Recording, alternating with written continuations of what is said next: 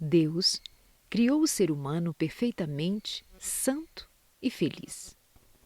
E a formosa terra, ao sair das mãos do Criador, não apresentava nenhum vestígio de decadência ou sombra de maldição. Foi a transgressão da lei de Deus, a lei do amor, que trouxe sofrimento e morte. Contudo, mesmo em meio dos sofrimentos que resultam do pecado, revela-se ainda o amor de Deus. Está escrito que Deus amaldiçoou a terra por causa do homem. Gênesis 3, 17. Os espinhos e cardos, as dificuldades e provações que tornam a vida cheia de trabalhos e cuidados foram designados para o seu bem, constituindo no plano de Deus uma parte da escola necessária para o seu reerguimento da ruína e degradação que o pecado operou. O mundo, embora caído, não é todo tristeza e miséria. Na própria natureza há mensagens de esperança e conforto. Há flores sobre os cardos e os espinhos acham-se cobertos de flores. Porque Deus é amor.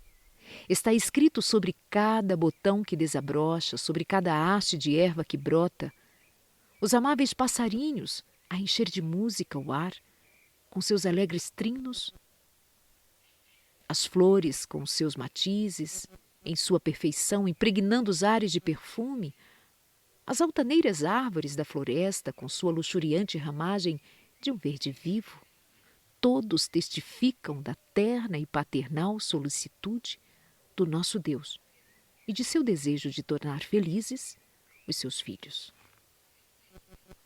A palavra de Deus revela o seu caráter. Ele mesmo proclamou seu infinito amor e misericórdia quando Moisés orou: "Rogo-te que me mostres a tua glória." O Senhor respondeu: "Eu farei passar toda a minha bondade diante de ti." Essa é a sua glória. Ele passou diante de Moisés e proclamou: "O Senhor, Deus misericordioso e piedoso, tardio em iras e grande em bondade e verdade, que guarda a beneficência em milhares, que perdoa a iniquidade, a transgressão e o pecado. Ele é longânimo e grande em benignidade, porque tem prazer na benignidade."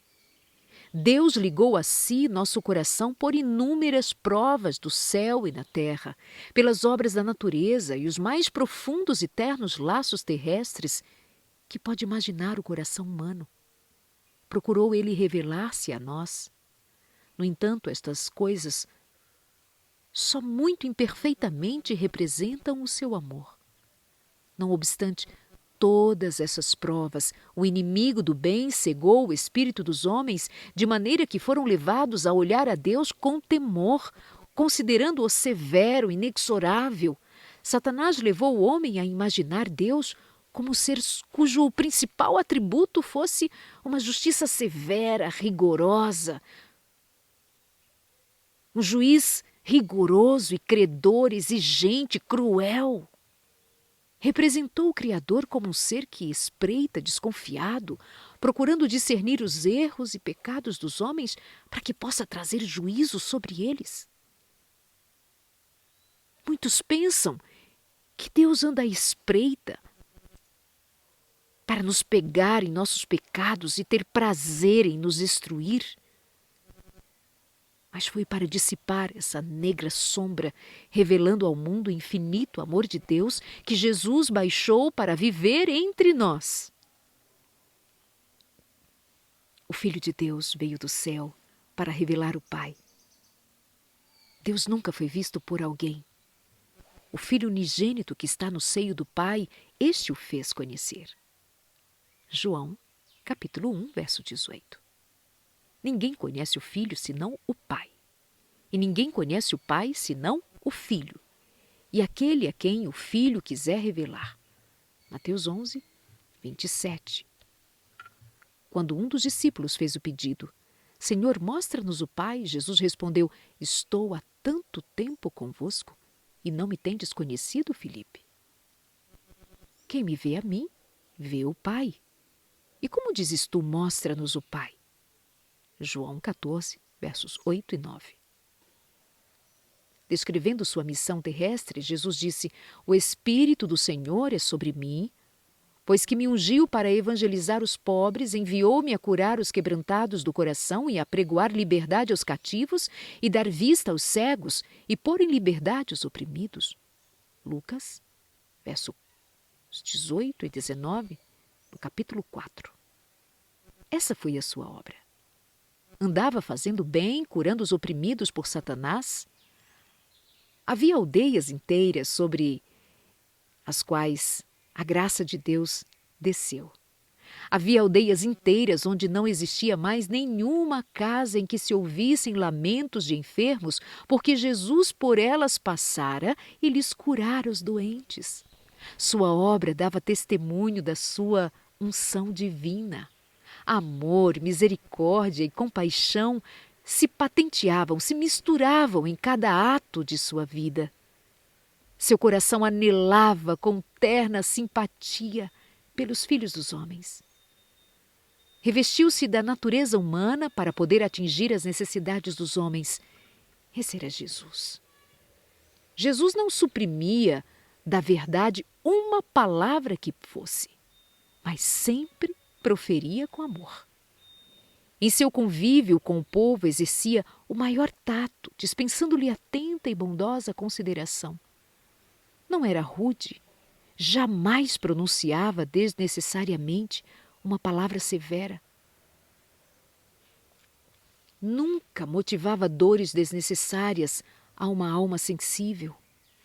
Nunca censurava as fraquezas humanas para ferir. Dizia a verdade, mas sempre com amor.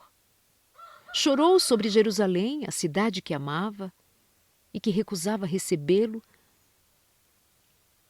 Recusava acreditar que ele era o caminho, a verdade e a vida. Haviam-no rejeitado a preciosa palavra do Senhor. Mas ele olhava com ternura e compaixão. Sua vida foi de abnegação e solícito cuidado pelos outros. Toda a alma era preciosa aos seus olhos. Se bem que sempre se conduzisse com a divina dignidade, ele inclinava-se com a mais terna simpatia a cada membro da família de Deus. Jesus via em todos os homens almas caídas cuja salvação constituía o objeto da sua missão.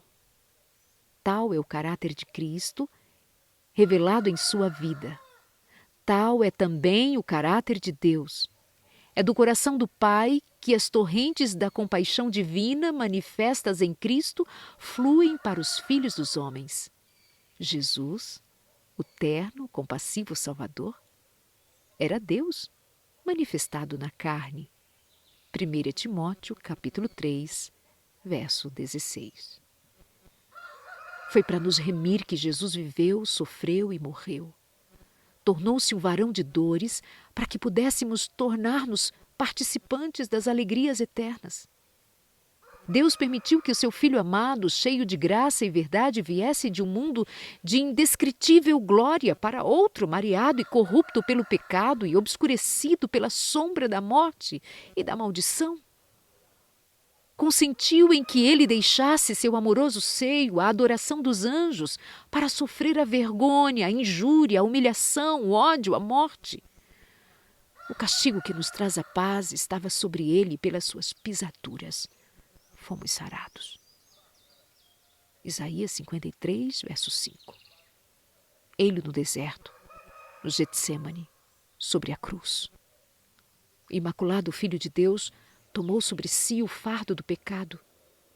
Ele, que fora um com Deus, sentiu na alma a terrível separação que o pecado causa entre Deus e o homem. Foi o que lhe arrancou dos lábios o brado de angústia: Deus meu, por que me desamparaste?